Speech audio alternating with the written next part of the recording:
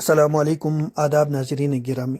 بھلیسا کے تعارفی ویڈیوز کے سلسلے کی اس ویڈیو میں آج ہم بات کرتے ہیں جموں و کشمیر کے ضلع ڈوڈا کے علاقہ بھلیسا کے ایک دینی تربیتی ملی ادارے مدرسہ مہد ملت نواح خضر کے بارے میں۔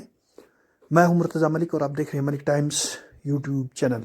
اگر آپ نے ہمارے اس چینل کو ابھی تک سبسکرائب نہیں کیا ہے تو از راہ کرم ہمارے اس چینل کو ضرور سبسکرائب کریں، ویڈیو کو لائک کریں، شیئر کریں اور کمنٹ میں اپنی رائے کا ضرور اظہار فرمائیں۔ اس مدرسے کا نام مدرسہ مہد ملت نواح خضر ہے، جو کہ اس علاقے کے ایک گاؤں سوتی میں واقع ہے۔ 16 اگست 2015 میں اس ادارے کی ابتدا ایک مکتبے کی شکل میں ہوئی۔ علاقے کے ذی شعور افراد نے 16 اکتوبر 2016 کو اس مکتب کو اقامتی مدرسے میں بدلنے کا فیصلہ کیا، جس کے لیے اہل علاقہ نے معاونت بھرپور طریقے سے کی۔ ابتداءً مدرسہ بسر و سامانی کی حالت میں کرائے کی ایک عمارت میں چلتا رہا۔ اس کے بعد اس مدرسہ کے لیے جناب غلام حسین صاحب نے زمین وقف کی، جو تقریباً 15 مرلہ ہے۔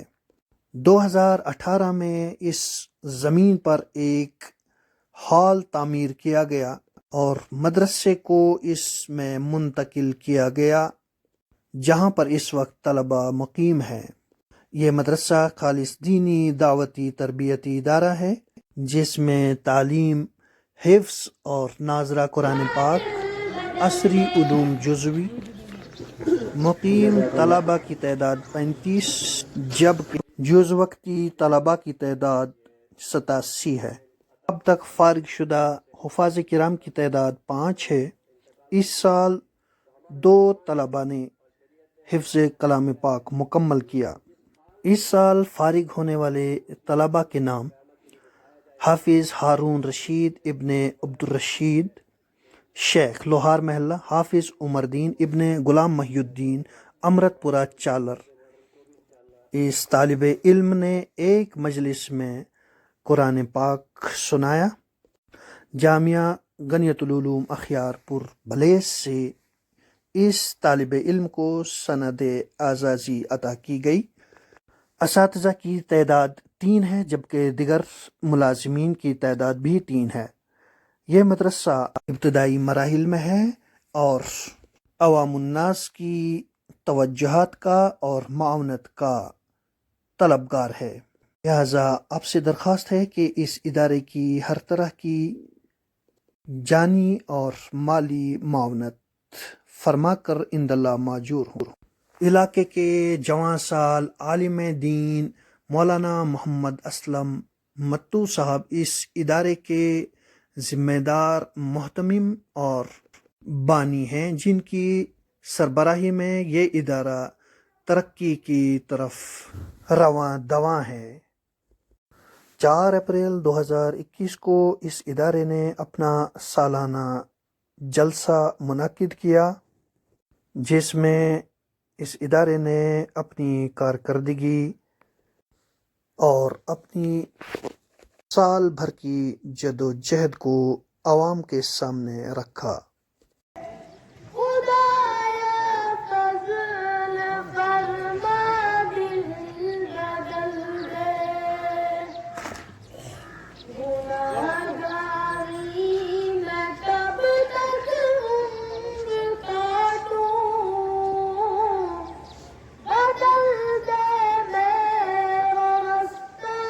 اس موقع پر اس ادارے کے بچوں نے رنگا رنگ پروگرام پیش کیے، جن میں قرآن حکیم کی تلاوت، نعت پاک، تقاریر اور دیگر اخلاقی موضوعات پر مکالمات پیش کیے اور انہیں گراں قدر انعامات سے نوازا گیا۔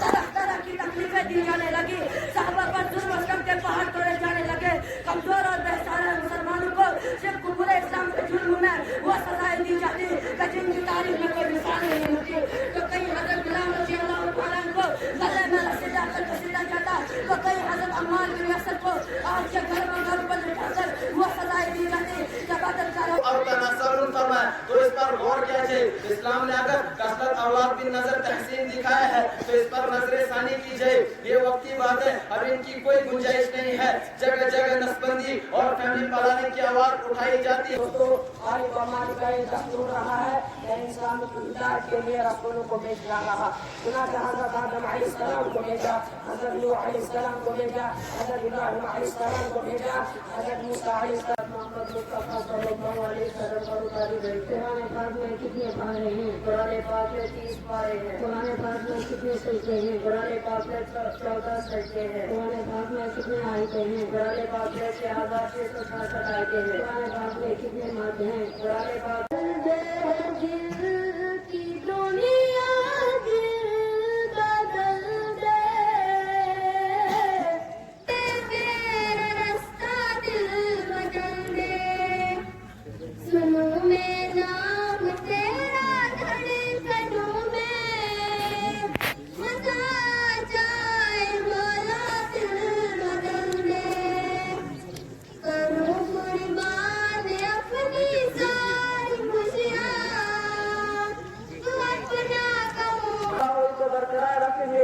حضرات گرامی, اگر آج کے پورتم دور میں ہم دنیا پر تارہ لگاتے ڈالیں تو یہ محسوس ہوتا ہے کہ ہر صنف سے اپنے اپنے حقوق و مطالبہ کی تلاش نہیں رہتی ہے.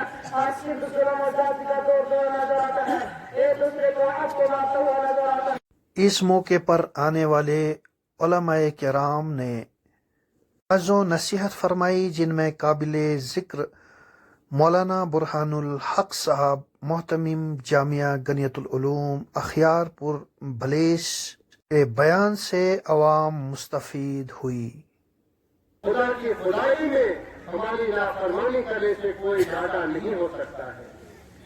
انسان کو دنیا میں بھیجا گیا ہے, انسان کو دنیا کی یہ مہلت ملی ہے. کسی بھی انسان کو معلوم نہیں ہے کہ میری دنیا کی زندگی کتنی ہے, مجھے کب دنیا سے جانا ہے. انسان دنیا میں آتا ہے, کوئی انسان بچپنے میں دنیا سے چلے جاتا ہے, کوئی ماں کے پیٹ سے ہی مرا ہوا آتا ہے, کوئی جوانی کی عمر میں مر جاتا ہے, کوئی بڑھاپے کی حالت میں مرتا ہے, کسی کی موت اچانک ہو جاتی ہے, کوئی انسان کئی سالوں تک بیمار رہتا ہے لیکن اس کی موت پھر بھی نہیں آتی ہے. کسی بھی انسان کو یہ معلوم نہیں ہے کہ مجھے دنیا سے کب جانا ہے, میں کب دنیا کو چھوڑ کر کے جاؤں گا. کیا میں جوانی میں جاؤں گا, بچپنے میں جاؤں گا, بڑھاپے میں جاؤں گا, اچانک میری موت ہوگی, یا کئی سالوں تک بیمار رہنے کے بعد میری موت آئے گی. میرے محترم بزرگوں اور دوستوں, اس بات کا علم ہم میں سے کسی کو بھی نہیں ہے.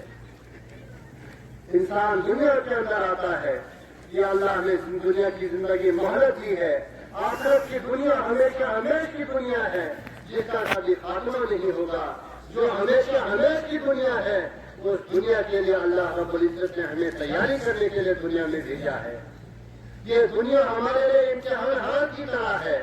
جس طریقے سے ایک طالب علم کو ایک بچے کا امتحان ہوتا ہے, وہ امتحان حال میں جاتا ہے, اس کے لیے وقت متعین ہوتا ہے کہ تجھے اتنے وقت کے اندر یہ پیپر حل کرنا ہے.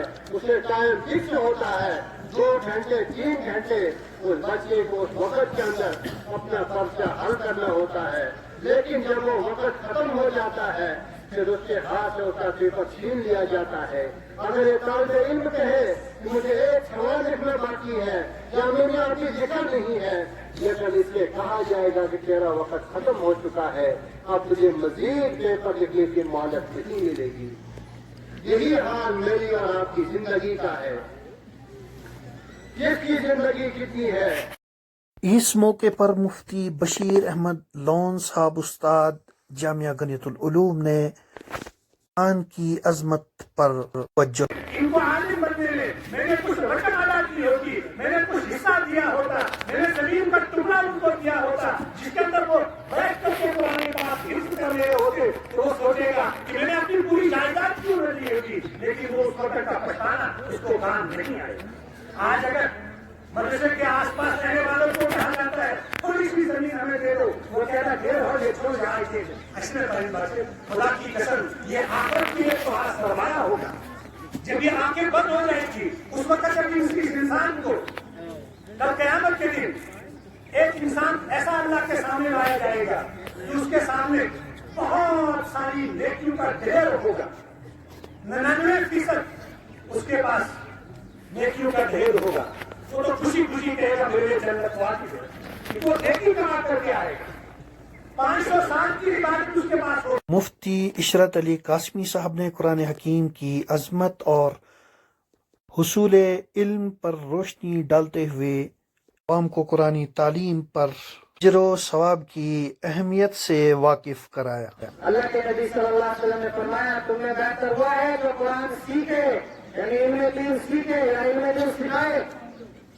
اور پھر ایک حدیث پاک کے اندر اللہ کے نبی صلی اللہ علیہ وسلم نے فرمایا کہ یا تو تم طالب علم بنو یا سکھانے والے بنو، اور اگر یہ نہیں بنتے ہو تو ان سے محبت کرنے والے بن جاؤ. کہ محبت کی نگاہ سے نہیں دیکھو، محبت کے ساتھ انہیں امتساط پیش آؤ. اور چوتھی چیز فرمائی کہ ان سے نفرت کرنے والا نہیں بننا. جو دین حاصل کرنے والے ہیں، جو دین حاصل کرتے ہیں، جو دین حاصل کراتے ہیں، جو معلم ہیں، متعلم ہیں، تو ان سے محبت رکھو.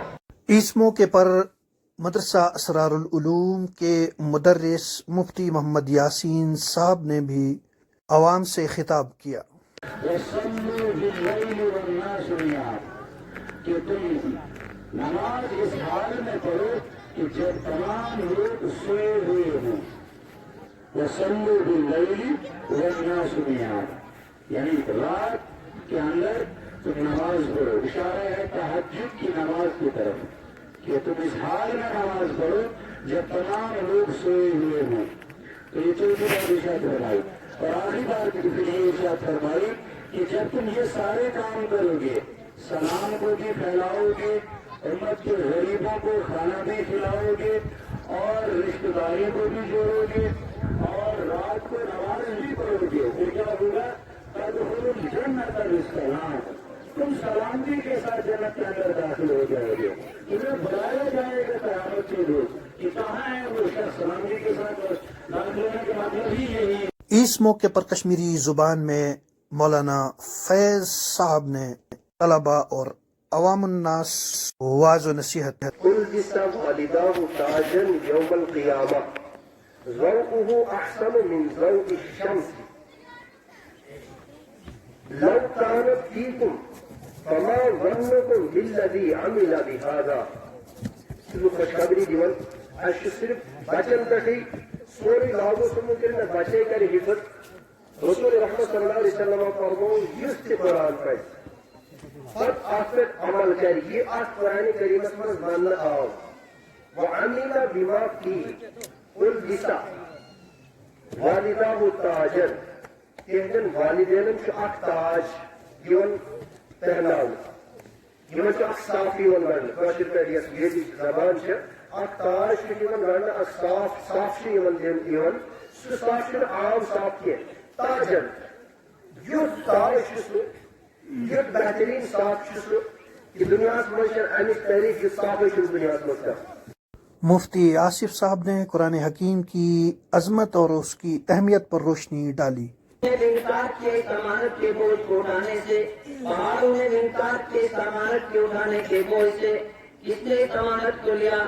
فرمایا وَحَمَلَهُ الْإِنسَانُ، اس بوجھ کو انسان نے اٹھایا، انسان نے ذمہ داری کو قبول کیا. دوسری جگہ فرمایا لو انزلنا هذا القرآن على جبل لرأيته خاشعا متصدعا من خشية الله. اللہ کہہ رہا ہے اگر ہم اس قرآن مقدس کو، اگر ہم قرآن پاک کو کسی پہاڑ کے اوپر نازل کرتے اور لوگوں تم دیکھتے وہ پہاڑ اللہ کے ڈر سے، اللہ کے خوف سے ریزہ ریزہ ہو جاتا. مدرسے کے محتمم مولانا محمد اسلم متو صاحب نے مدرسے کے احوال و کوائف سے آگاہ کیا، استقبالیہ پیش کیا، سے کے اخراجات کے سلسلے میں واقف کرایا، خانان کرام کا شکریہ ادا کیا، عوام سے تعاون کی اپیل کی. علی ندوی ٹرسٹ نے ہم سے رابطہ کیا، انہوں نے ہمیں 80 کس کھانا اور دیگر دوسری ضروریات کی چیزیں بھیجی تھی، وہ ہم نے علاقے میں تقسیم کی، جس میں علماء بھی تھے، ان کو بھی دیا گیا تھا، اور بیوائیں بھی تھی، اور کچھ مزدور طبقہ قریب 80 کٹس وہ تقسیم کیے تھے۔ اور ساتھ ساتھ ہمارے یہاں آپ کو معلوم ہے کہ بہت ساری بیوائیں ہیں، قرضہ دیا جاتا ہے، تو وہ سارا وہ 3 سال کا، تو کل ملا کر 14,96,513 روپے یہ مئی 2020 تک ہے، اور مئی 2020 سے ابھی تک ہم نے وہ حساب نہیں کیا ہے۔ اور اس وقت تک جو آمدن ہمارے پاس آئی ہے بذریعہ رسیدات اور دیگر وجہ، جیسے پہلے تو قربانی کی کھال بھی ہمارے پاس آتی تھی، اس کو بھی بھیجا جاتا تھا، اور کچھ لوگ ایسے ہیں جو بغیر رسید کے بھی دیتے ہیں، تو وہ سارا کل ملا کر ہمارے پاس 10,20,232 روپے۔ اور اب جو قرضہ ہے مدرسے پر 4,76,281 روپے، یہ سارا کھاتا ہے جو آپ کے سامنے ہے۔ اور اس میں ہم نے ایک کمرہ بھی بنایا تھا، اس میں الحمدللہ ہمارے چاچا ماسٹر غلام حسین صاحب انہوں نے 40,000 روپے دیا تھا، اور دیگر احباب نے بھی دیا تھا، تو یہ کمرہ تیار ہوا تھا، اس میں بھی تھوڑا بہت قرضہ بھی ہے، کچھ کھڑکیوں کا ہے اور کچھ چیزیں ہیں ان کا بھی قرضہ ہے۔ تو امید ہے کہ اس بار آپ سبھی حضرات کمر باندھ کر کے اپنے خرچے جات میں کچھ کمی کر کے ان مہمان رسول کے لیے تھوڑی سی جگہ آپ فراہم کریں گے۔ ہمارے جلسے کی آخری نشست مولانا شوکت علی قاسمی صاحب کی صدارت میں ہوئی۔ آپ نے حفاظ کرام کی دستار بندی فرمائی، صدارتی کلمات سے عوام اور طلباء کو مستفید کرایا، قرآن کریم کی اہمیت اور اس کے حفظ کرنے کے اخراجات پر روشنی ڈالی، پھر میں دعا فرمائی اور مدرسے کے تعاون کے لیے عوام سے اپیل کی۔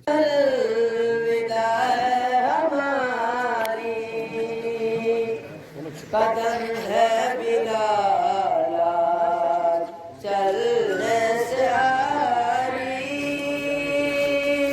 لو اب الوداع ہماری،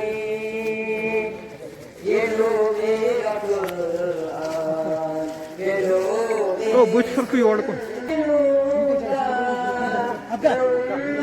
پیاسی جانے لگوں